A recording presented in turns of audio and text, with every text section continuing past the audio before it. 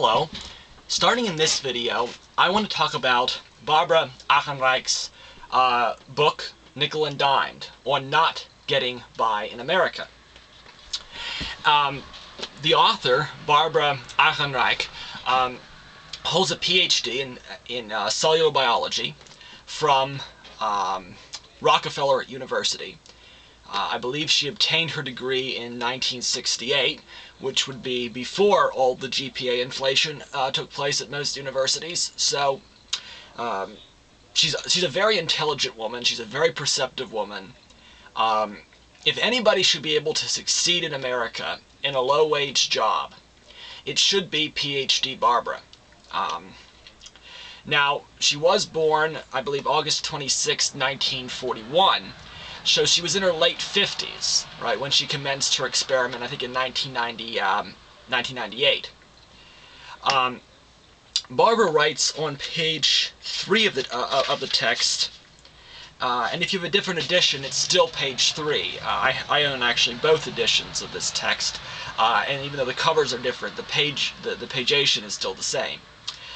But on page 3 of this text, Barbara notes the following: that according to the National Coalition for the Homeless in 1998, which is the year I started this project, it took on average nationwide an hourly wage of $8.89 to afford a one-bedroom apartment, and the Preamble Center for Public Policy was estimating that the odds against a typical welfare recipient landing a job at such a so-called living wage was around 97 to 1. Very small probability. On page 3, she also notes that in 1998, the Washington-based Economic Policy Institute reported that almost 30% of the workforce makes $8 an hour or less. On page 5, Barbara defines the parameters of her studies. She tells her readers that when she's applying for these low-wage jobs, she will tell potential employers that she has, one, been a divorced homemaker re-entering the workforce, right, the marketplace, after many years, and two, that she had obtained 3 years of college, so that she had in fact gone to college for 3 years. So that in itself, going to college for 3 years in the 1950s, was an accomplishment. I mean, you're not stupid. Yet, and I would note, in addition to that, that by going to college for even just 3 years, Barbara Ehrenreich would have had a better education than many American low-wage workers, who may have even dropped out of high school or at best possess a high school diploma. In fact, many low-wage workers can't even read at an 8th grade level. Ehrenreich should have everything going for her in this experiment, right? She is an intelligent woman. She can read well. She can communicate well. She probably has an IQ above 130, maybe even higher than that. She is an intelligent woman. And so when we are reading through this book, the question that I ask myself is, well, will Barbara succeed? And of course, by the title, you kind of get that she's not going to. But when we assess Barbara's own experiences, do they make a lot of sense to us? That's the kind of question we should ask. Is Barbara's story convincing? How is the life of a low-wage worker in the United States of America? Is there any way for a low-wage worker to distinguish herself in a job that is not very intellectually based, right? I mean, there's only so many ways to clean a toilet. And whether you have an IQ of 130 or 80, you're going to clean the toilet basically the same way, right? You're going to wash a floor the same way. You're going to restock clothing on Walmart shelves the same way. So to say that, right, you can really distinguish yourself in these kind of jobs, you really can't. IQ doesn't matter that much. But anyway, on page 6, Barbara, she defines the parameters of her research, what she is attempting to do. It's very much like a gentleman's agreement kind of situation, right, where she goes undercover, right, not as a Jew as in the case of Gentleman's Agreement, a brilliant novel, by the way, but she goes undercover as a low-wage worker. And on page 6 he says that my aim, right, here was that I was going to experience poverty, or find out how it really feels to be a long-term, low-wage worker. My aim was much more straightforward,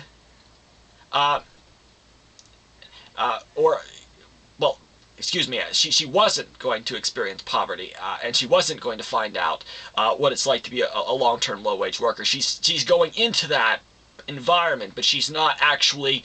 She has her credit card with her. If the worst comes to the worst, she'll give up the experiment, is what she says, right? You know, she'll go back to her comfortable life. And so she says that her aim was much more straightforward and objective, right? Just to see whether I could match income to expenses, right? As the truly poor attempt to do every day. And I don't know if you can read that in this book, but that's what she says her goal is. So I'm not making this up. It's what her goal is. It's what she at least claims her goal is.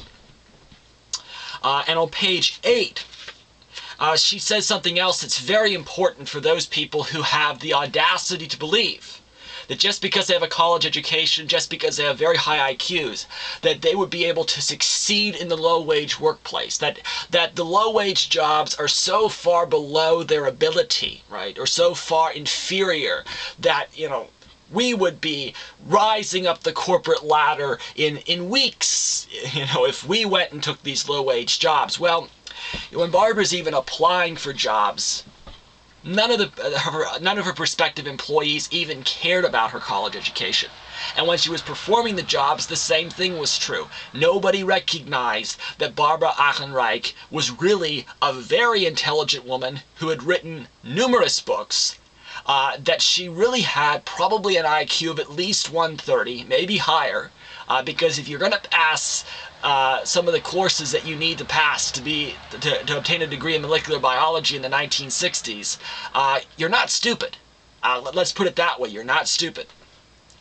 And again, I think the reason why nobody recognizes that Barbara has this college education is because in these low-wage, low-skilled jobs that Barbara is applying, right, no one's going to have a conversation with Barbara about minute details of molecular, cell biology. Nobody's going to have that conversation with her.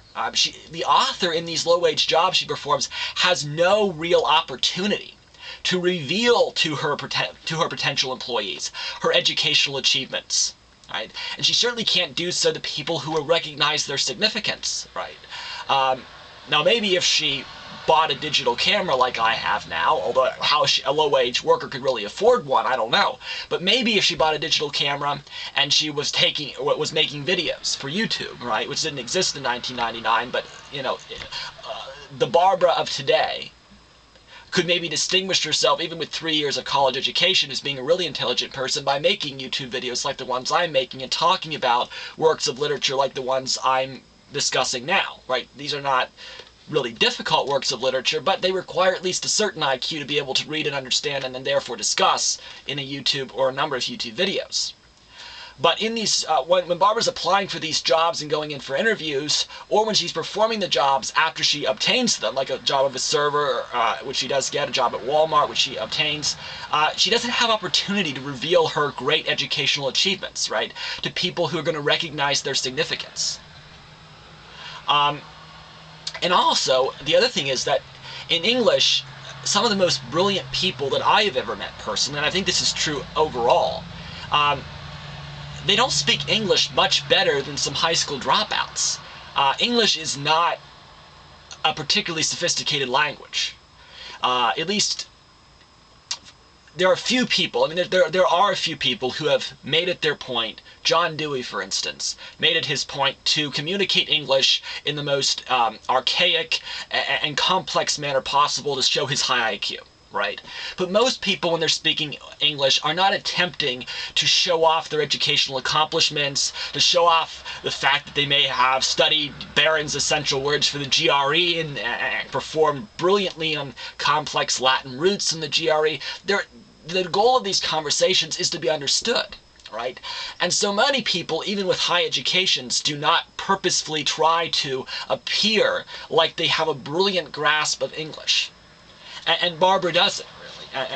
And her writing style, while it's very good, it's also meant to be very clear and very understandable, right? She does not try to be John Dewey, in other words. Well, in my next video, I'm going to talk about Chapter 1, entitled Serving in Florida, and Barbara's experience as a low-wage worker in the state of Florida, working as a server at a hotel restaurant. Well, thank you for watching this video, and I hope it was informative.